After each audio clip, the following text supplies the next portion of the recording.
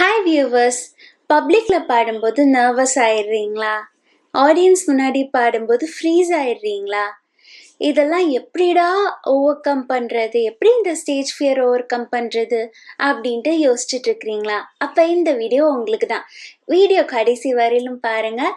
நான் சொல்கிற 2 ஸ்டெப்ஸை நீங்கள் ஃபாலோ பண்ணுங்கள். உங்கள் ஸ்டேஜ் ஃபியரை ஓவர் கம் பண்ணுங்கள். Welcome to Singh Tamil today. Step 1. ஸ்டார்டிங்கில் சின்ன சின்ன ஆடியன்ஸ்லேருந்து நீங்கள் ப்ராக்டிஸ் பண்ணி பாருங்கள். ஃபார் எக்ஸாம்பிள், நீங்கள் தாங்க உங்களோட ஆடியன்ஸே. ஒரு மிரர் முன்னாடி போய் நின்றுட்டு உங்களோட செல்ஃப் கான்ஃபிடென்ஸை நீங்களே பூஸ்ட் பண்ணிக்கோங்க. மிரர் முன்னாடி போய் நின்றுட்டு நீங்களே பாடி பாருங்கள். உங்களோட பாடி லாங்குவேஜ், உங்களோட பாஸ்டர் எப்படி இருக்குது அப்படின்றது எல்லாத்தையும் பாருங்கள்.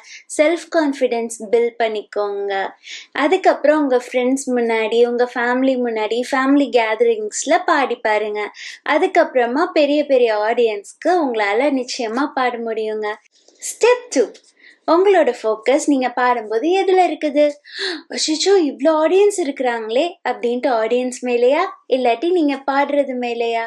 எப்பயுமே பாடும்போது உங்களோட நர்வஸ்னஸ் எல்லாமே காம் பண்ணி நீங்கள் பாடுறது மட்டும் ஃபோக்கஸ் பண்ணுங்க.